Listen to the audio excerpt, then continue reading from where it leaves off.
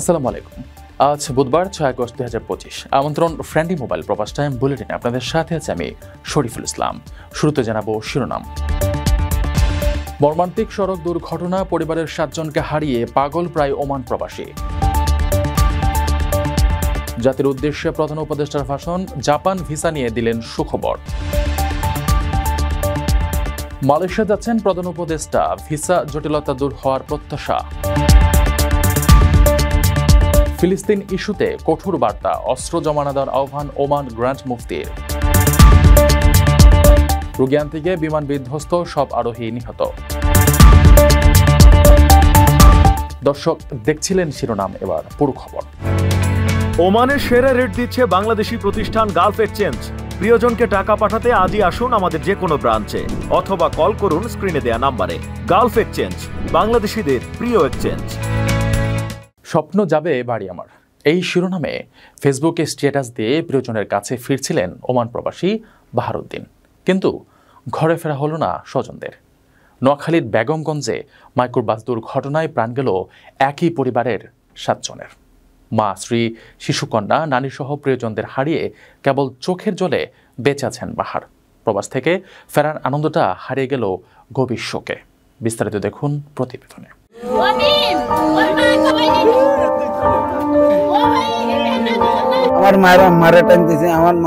Oman প্রবাসী মোহাম্মদ বাহারউদ্দিন 2.5 বছর পর প্রিয় মাতৃভূমিতে ফিরছিলেন। হৃদয়ে ছিল রঙিন স্বপ্ন, প্রিয়জনদের আলিঙ্গনে হারিয়ে যাওয়ার, মায়ের হাতের রান্না খাওয়ার, নিজের মাটিতে ফিরে জীবনের নতুন অধ্যায় শুরু করার। ফেসবুকে তিনি আবেগঘন স্ট্যাটাসে লিখেছিলেন, স্বপ্ন যাবে বাড়ি আমার। কিন্তু কে জানতো সেই স্বপ্নই তাকে নিয়ে যাবে এমন এক দুঃস্বপ্নে যেখান থেকে আর ফিরে আসার পথ নেই। বিমানবন্দরে তাকে স্বাগত জানাতে গিয়েছিলেন তার স্ত্রী কবিতা, 2 বছরের ফুটফুটে মেয়ে মিম, মা মুর্শিদা, নানি ফয়জুন্নেসা, ভাতিজি রেশমা ও লামিয়া। সঙ্গে ছিলেন বড় ভাইয়ের স্ত্রী লাবণী আক্তারও। সবার চোখে ছিল আনন্দাশ্রু, হাতে প্রিয়জনের জন্য ভালোবাসা। কিন্তু বাড়ি ফেরার পথেই ঘটে গেল হৃদয় বিদারক ঘটনা। ভোর 5:15 চৌমোহনী লক্ষ্মীপুর আঞ্চলিক মহাসড়কে জগদীশপুর এলাকায় নিয়ন্ত্রণ হারিয়ে তাদের বহনকারী মাইক্রোবাসটি রাস্তার পাশে খালের পানিতে পড়ে যায়। একটা বড় এই আনলগে আসছিল পিছন দিয়ে, এই সামনে চলে এসে হেরে বাঁচাইতে পারছি, বেড়া জামাইরা হেরা পিছন তো আমি তোরা সামনে দিয়ে বেড়ারা আইছে, বেড়িগুলো আসতে পারে না। 7 জন মারা গেছে, 3টা বাচ্চা, 2টা বউ, একটা তো আমার মেয়ে, হেতাগো বউ, 2টা বউ, আর আমার ব্যানের মা ছিল মুরব্বী মানুষ। মুহূর্তে সবকিছু অন্ধকার হয়ে যায়। 7টি প্রাণ, একজন মা, একজন স্ত্রী, একজন শিশুকন্যা, 2 ভাতিজি, নানি ও ভাবি একসাথে বিদায় নেন এই পৃথিবী থেকে।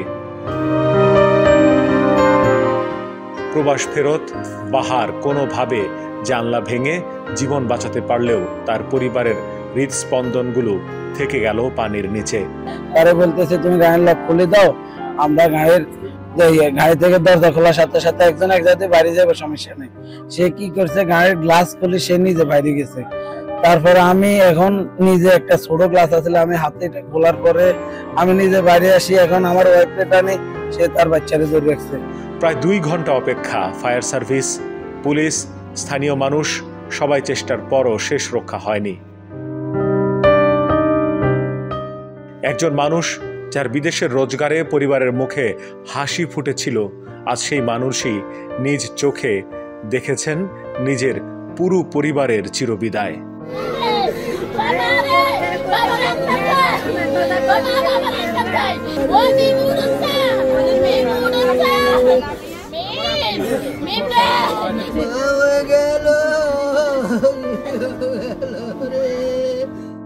এই শোক শুধু বাহারের নয়, এটি এক জাতির শোক, এক পরিবারের নিঃশেষ হওয়ার ইতিহাস, যা চোখের জলে ভাসিয়ে নেয় আমাদের হৃদয়।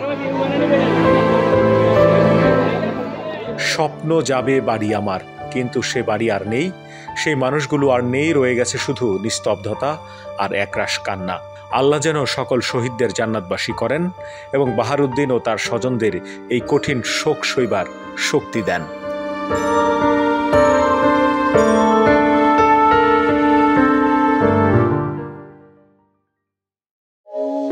ভিসা মেডিকেল এখন সুর শহরেই। আর নয় দীর্ঘ লাইন কিংবা ঘন্টার পর ঘন্টা অপেক্ষা। শনি থেকে বৃহস্পতি সকাল ৮টা থেকে রাত ৯টার মধ্যে চলে আসুন জেকি মেডিকেল সেন্টার, বড় ভবন মসজিদের পাশে, অথবা যোগাযোগ করুন স্ক্রিনে দেয়া নাম্বারে। সৌদি আরব, জর্ডান, ওমান সহ বিভিন্ন দেশে নথিপত্রের কারণে যে প্রবাসীরা ইরেগুলার হয়ে গিয়েছিলেন তাদের রেগুলারাইজ করার ব্যবস্থা নিয়েছি। আগামী ৫ বছরে জাপানে অন্তত ১ লাখ বাংলাদেশি তরুণকে পাঠানোর প্রস্তুতি শুরু করেছে।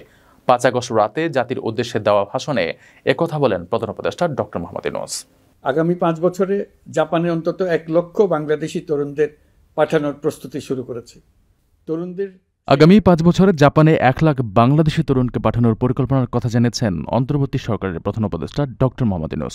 মঙ্গলবার ৫ আগস্ট রাতে জাতির উদ্দেশ্যে দেওয়া ভাষণে তিনি এই ঘোষণা দেন। ডক্টর ইউনূস বলেন, তরুণদের জাপানে পাঠাতে বিশেষ প্রশিক্ষণ সহ প্রয়োজনীয় প্রস্তুতি নেওয়া হচ্ছে। একই সঙ্গে ইতালি, দক্ষিণ কোরিয়া, সার্বিয়াতেও দক্ষ কর্মী পাঠানোর উদ্যোগ নেওয়া হয়েছে। প্রবাসীর সমস্যা সমাধানে সরকারের নানা পদক্ষেপ তুলে ধরে তিনি জানান, ভিসাজনিত জটিলতা দূর করতে কাজ চলছে। ইতিমধ্যে সংযুক্ত আরব আমিরাত ভিসা চালু করেছে এবং মালয়েশিয়া বাংলাদেশের জন্য প্রথমবারের মতো মাল্টিপল এন্ট্রি ভিসা দিয়েছে। তিনি আরও জানান, সৌদি আরব, জর্ডান, ওমান সহ যেসব দেশে প্রবাসীরা নথিপত্রজনিত সমস্যায় ভুগছেন তাদের বৈধতার আওতায় আনার ব্যবস্থা নেওয়া হয়েছে। এর আগে বিকেল ৫টায় জাতীয় সংসদের দক্ষিণ প্লাজা অনুষ্ঠিত এক গণসমাবেশে জুলাই ঘোষণাপত্র পাঠ করেন ডক্টর মোহাম্মদ ইউনূস। ছাত্র জনতার আন্দোলনে শেখ হাসিনা পদত্যাগ করলে ৮ আগস্ট ডক্টর মোহাম্মদ ইউনূস অন্তর্বর্তী সরকারের প্রধান উপদেষ্টা হিসেবে শপথ নেন। সেদিনই তিনি জাতির উদ্দেশ্যে প্রথম ভাষণ দেন। আপনার স্বপ্নগুলো আকাশ ছুবে প্রবাসীর হেলিকপ্টারের মাধ্যমে। বিয়ে, জন্মদিন অথবা যে কোনো বিশেষ প্রয়োজনে হেলিকপ্টার ভাড়া করতে যোগাযোগ করুন স্ক্রিনে দেয়া নাম্বারে। প্রবাসীর হেলিকপ্টার, নিরাপদ ও সাশ্রয়ী বাহনের বিশ্বস্ত নাম। প্রধান উপদেষ্টা ডক্টর মোহাম্মদ ইউনূসের আসন্ন মালয়েশিয়া সফর দুই দেশের কূটনৈতিক সম্পর্ক উন্নয়নে গুরুত্বপূর্ণ ভূমিকা রাখবে বলে আশা প্রকাশ করেছেন পররাষ্ট্র উপদেষ্টা মোহাম্মদ তৌহিদ হোসেন। তিনি বলেন, সফরটি ভবিষ্যতে কর্মী পাঠানো ও অভিবাসন সমস্যা সমাধানে বড় পদক্ষেপ হবে। মালয়েশিয়া অনিয়মিত বিদেশি নাগরিকদের ফেরত পাঠানোর বিষয়েও তিনি মালয়েশিয়ার সার্বভৌম অধিকার হিসেবে উল্লেখ করেন। প্রধান উপদেষ্টা ডক্টর মোহাম্মদ ইউনূসের আসন্ন মালয়েশিয়া সফর দুই দেশের মধ্যে কূটনৈতিক সম্পর্ক উন্নয়নে গুরুত্বপূর্ণ ভূমিকা রাখবে বলে আশা প্রকাশ করেছেন পররাষ্ট্র উপদেষ্টা মোহাম্মদ তৌহিদ হোসেন। গত সোমবার ৪ আগস্ট রাজধানীর ফরেন সার্ভিস একাডেমিতে সাংবাদিকদের সঙ্গে আলাপকালে তিনি এসব কথা বলেন। এই সফরে কোনো চুক্তি সই হবে কিনা তা এখনই বলা কঠিন হলেও দ্বিপাক্ষিক সম্পর্ক জোরদারে এটি একটি বড় পদক্ষেপ। তিনি আরও বলেন, দুই দেশের সরকার প্রধানের মধ্যে ভালো রসায়ন রয়েছে। আমরা সেটিকে ইতিবাচক ফলাফলে রূপান্তর করার চেষ্টা করব। মালয়েশিয়া বাংলাদেশিদের ফেরত পাঠানোর বিষয়ে বক্তব্য দেন উপদেষ্টা তৌহিদ হোসেন। তিনি বলেন, এটি শুধু বাংলাদেশিদের ক্ষেত্রেই নয়, বরং যাদের কাগজপত্রে অনিয়ম রয়েছে সেসব বিদেশি নাগরিকদেরও ফেরত পাঠানো হচ্ছে। এটি মালয়েশিয়ার সার্বভৌম অধিকার। সম্প্রতি মালয়েশিয়া আটক কিছু বাংলাদেশির বিষয়ে তিনি বলেন, তারা সবাই জঙ্গি নয়, এটা প্রমাণিত হয়েছে। মূলত অনিয়মিত কাগজপত্রের কারণে তাদের ফিরিয়ে দেওয়া হয়েছে। তবে সন্ত্রাসবাদ রোধে মালয়েশিয়া সরকারের সঙ্গে আমরা পূর্ণ সহযোগিতা করতে প্রস্তুত। পররাষ্ট্র উপদেষ্টার মতে এই সফর ভবিষ্যতে কর্মী পাঠানো, অভিবাসন সমস্যা সমাধান এবং দ্বিপাক্ষিক বোঝাপড়ার ভিত্তিতে বড় ভূমিকা রাখতে পারে। প্রিয় প্রবাসী, আপনার নিরাপদ ভবিষ্যতের জন্য অর্ধেক দামে আজই ফ্ল্যাট বুকিং করুন। ঢাকায় প্রবাসী সিটি দিচ্ছে সীমিত সময়ের স্পেশাল অফার। জমি ও ফ্ল্যাট একসাথে। যোগাযোগ করুন স্ক্রিনে দেওয়া নম্বরে। গাজা সংকটে ফিলিস্তিন প্রতিরোধ গোষ্ঠীগুলোকে অস্ত্র ত্যাগ না করার আহ্বান জানিয়েছেন ওমানের গ্র্যান্ড মুফতি শাইখ Ahmed bin Hamad Al Khalili. তিনি বলেছেন, বর্বর আগ্রাসনের মুখে অস্ত্র ফেলে রাখলে ভবিষ্যৎ নেই। গাজার প্রতিরোধে নিরস্ত্র করার প্রচেষ্টাকে তিনি সত্য ও ন্যায়ের সঙ্গে বিশ্বাসঘাতকতা হিসেবে আখ্যা দেন। এ সময় আন্তর্জাতিক সম্প্রদায়ের নীরবতাও কঠোর ভাষায় সমালোচনা করেন তিনি। গাজা উপত্যকায় চলমান সংকটের প্রেক্ষিতে ফিলিস্তিনি প্রতিরোধ গোষ্ঠীগুলোকে অস্ত্র ত্যাগ না করার আহ্বান জানিয়েছেন ওমানের গ্র্যান্ড মুফতি শাইখ Ahmed bin Hamad Al Khalili. তিনি বলেন, বর্বর আগ্রাসনের মুখে দাঁড়িয়ে যারা অস্ত্র ফেলে রাখবে তাদের কোনো ভবিষ্যৎ নেই। সম্প্রতি এক বিবৃতিতে মুফতি আল খালিলি বলেছেন, যারা গাজার প্রতিরোধ আন্দোলনকে নিরস্ত্র করার জন্য আহ্বান জানাচ্ছে তারা একটি চরম ভুল করছে। এটি সত্য ও ন্যায়ের সঙ্গে বিশ্বাসঘাতকতা। ইসলামের দৃষ্টিকোণ থেকেও প্রতিরোধ ন্যায্য এবং সম্মানজনক। তিনি আরও বলেন, জাতিসংঘের কোনো প্রস্তাবই যদি ফিলিস্তিনিদের ন্যায়সঙ্গত অধিকার নিশ্চিত না করে তবে সেই সিদ্ধান্তগুলো বাস্তবতার সঙ্গে খাপ খায় না।